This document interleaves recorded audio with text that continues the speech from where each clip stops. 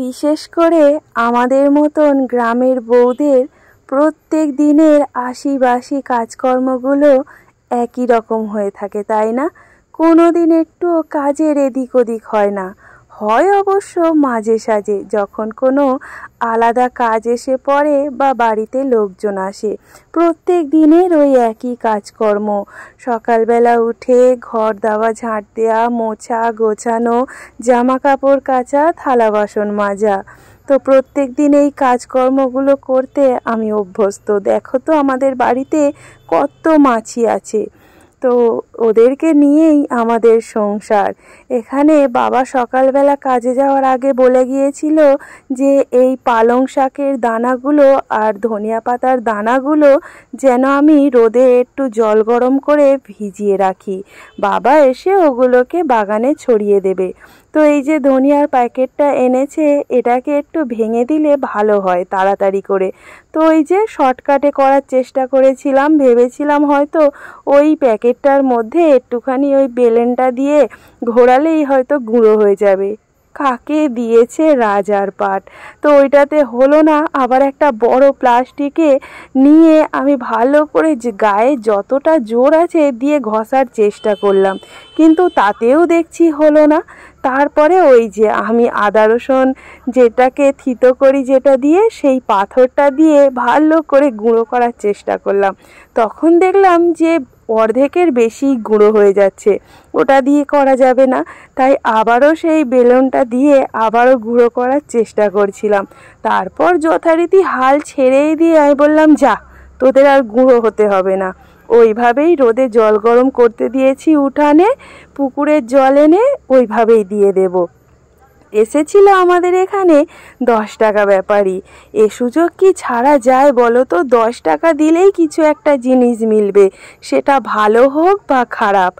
দরকারে আমাদের সবারই থাকে, তাই প্রয়োজনীয় জিনিসটা কিনতে ছুটেছিলাম। এসে এতগুলো সেলাই করেছি।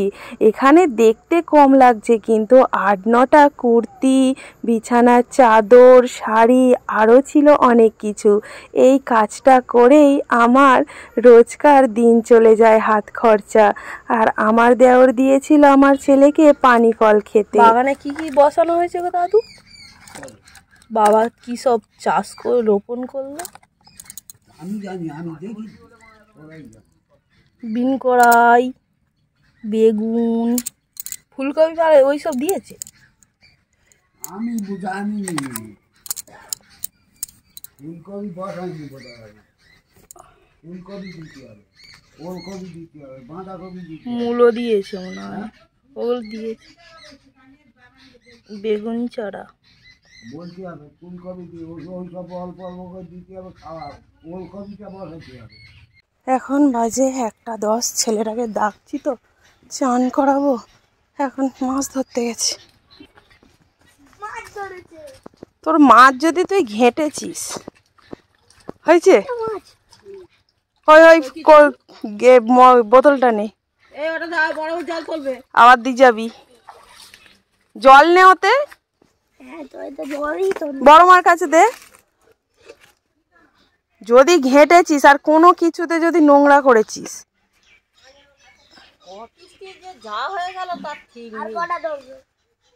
ওই এখনো রয়েছে 2টো।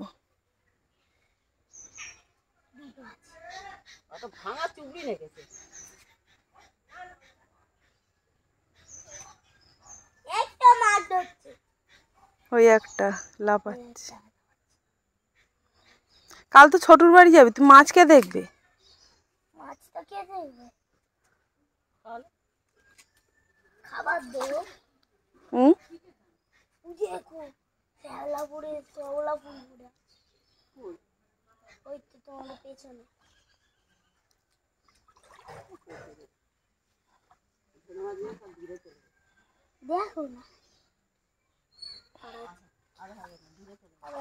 ওই একবারই হয়, এক ধাপে। ভয় পেয়ে গেছে আর আসে।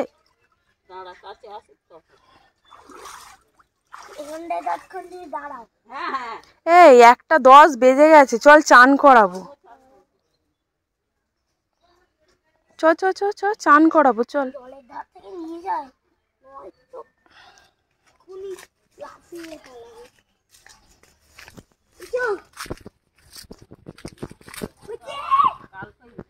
কাল কই দাও দাও, কাল কই যাও, কাল কই কাল কই কাল কই কাল কাল কই কাল।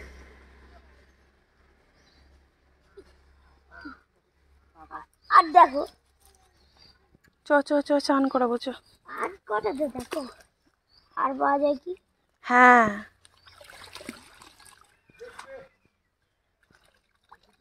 ওই লুটে উঠেছিল উঠেছিল। দেখো ওরা আর আর উঠেছিল।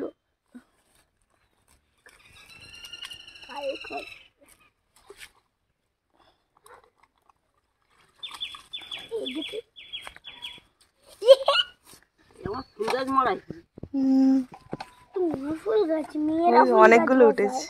মেয়েরাই তো ফুল গাছ বসে, তা আমার তো আবার কে বসাবে? এটা কি মাছ? ও লাটা মাছ। মুচে মুতে চলো চলো মুতে মুতে মুতে মুতে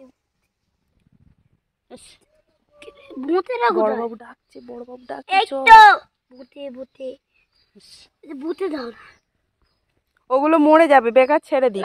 না মুতে মুতে দাও। আরে মুতে মুতে মুতে মুতে দাও। মুতে মাছ দাও। চলায় চলায় হয়ে গেছে। ও দিদা এইগুলো কি গাছ গো? কি লঙ্কা এত বড় বড় পাতা? আর কটা তুই যা না ওদিকে, আমার এদিকে ফুল গাছ নিয়ে যাও। চল চল ওদিকে চল। এই ওই দিকে ওই ঘন্টা কি দেখো তো, এই ঘন্টা মাছ ধরে। বললাম তো মাছগুলো এক জায়গায় ছেড়ে রাখিস তো ভালো, নয়তো তোর খবর আছে।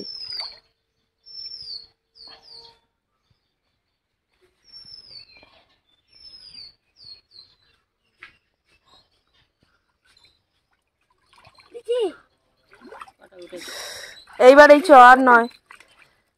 সর সর সর।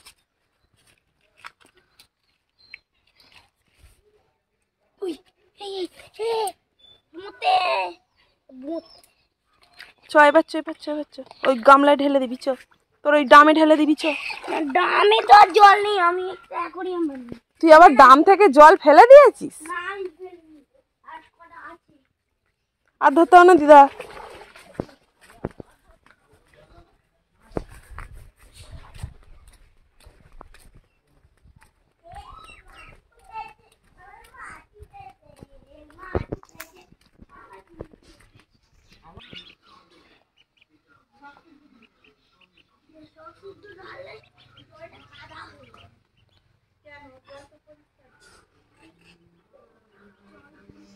এখন দুপুরবেলা, সময় ওই 2টো পেরিয়ে 2:30টায় ছুঁই ছুঁই।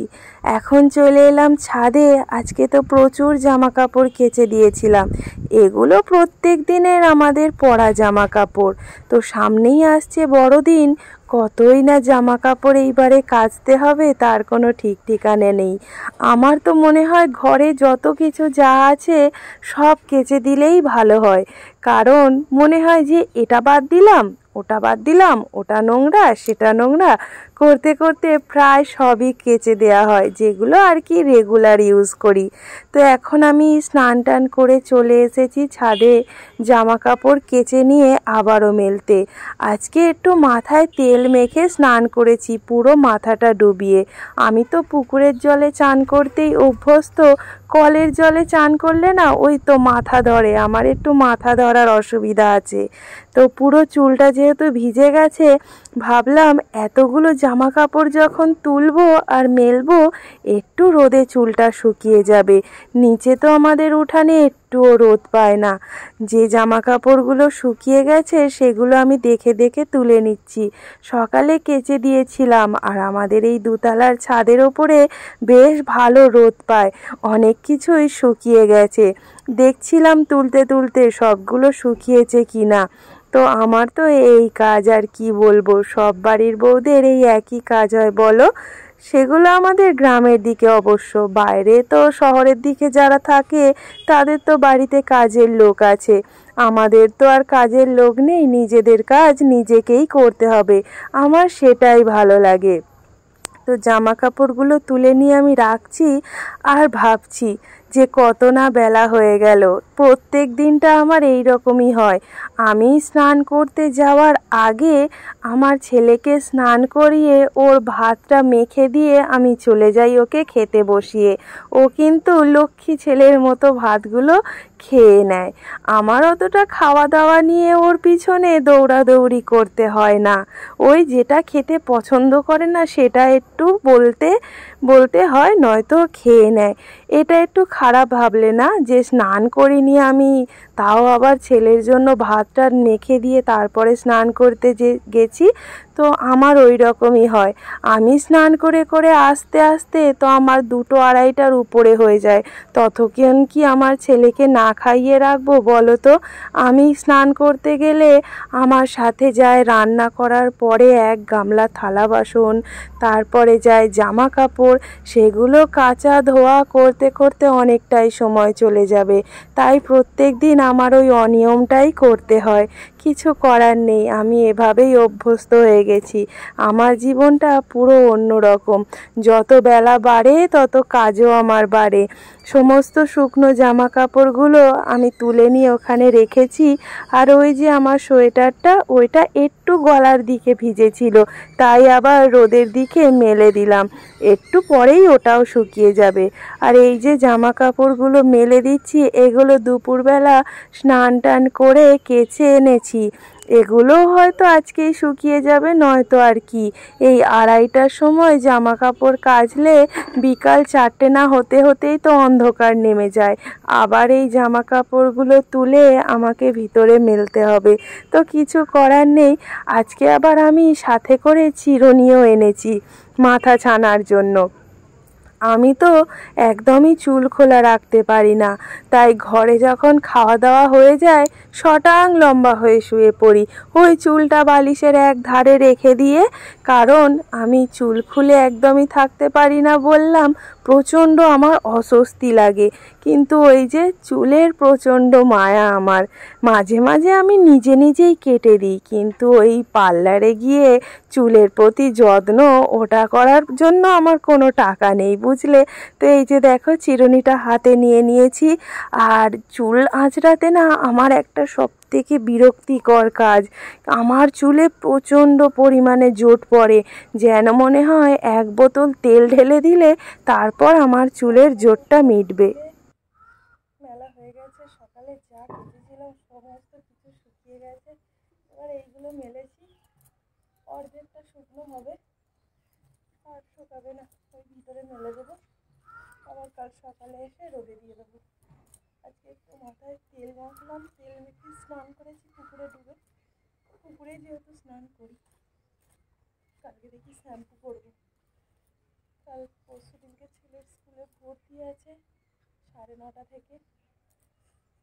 তাড়াতাড়ি চলে যাবো, 9:30 থেকে। ভর্তি যখন করতে হবে দেরি করে লাভ নেই। স্কুলে ভর্তি 3200 টাকা, 3200 টাকা ভর্তি। আবার আছে স্কুলের বই খাতা কেনা আর ড্রেস যদি কিনতে চাও। আমার ছেলের ড্রেসও কিনতে হবে, ছোট হয়ে গেছে।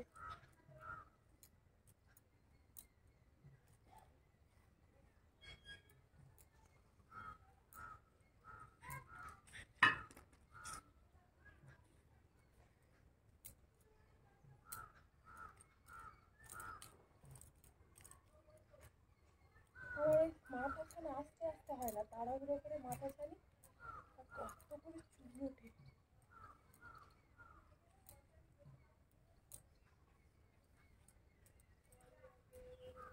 এই মাথায় জোট পড়লে আমার সব থেকে বিরক্তিকর একটা কাজ, মাথার চুলের জোট ছাড়ানো।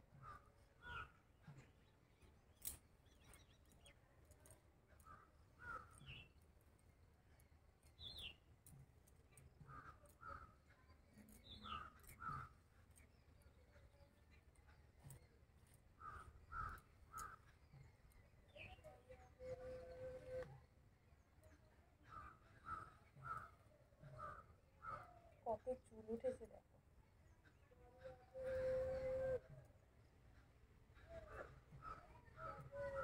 রেখে দিই চুলগুলো জমিয়ে জমিয়ে থালা বাটি নিতে হবে।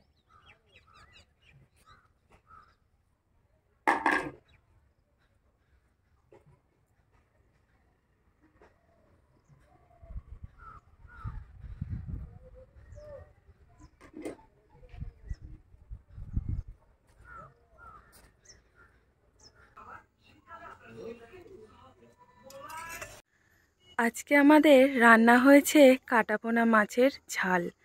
মাই রান্না করে রাত্রেবেলার। তো চলো এখন এলাম ছাদে খাওয়া দাওয়া করে। আজকের মতো ভিডিওটি আমি এখানেই শেষ করছি। সবাই খুব ভালো থেকো, সুস্থ থেকো। দেখা হবে নতুন একটা ভিডিওর সাথে। আজকের মতো তাহলে আসি বন্ধুরা। চাঁদ আর তারাটা যেন মনে হচ্ছে কত কাছাকাছি রয়েছে না? কি সুন্দর লাগছে একসাথে দেখতে। তো আজকে চাঁদ আর তারাকে সাক্ষী রেখে এই ভিডিওটা এখানেই শেষ করছি। দেখা হবে নতুন একটা ভিডিওর সাথে। সবাই খুব ভালো থেকো, সুস্থ থেকো। আর কিছু বলার নেই।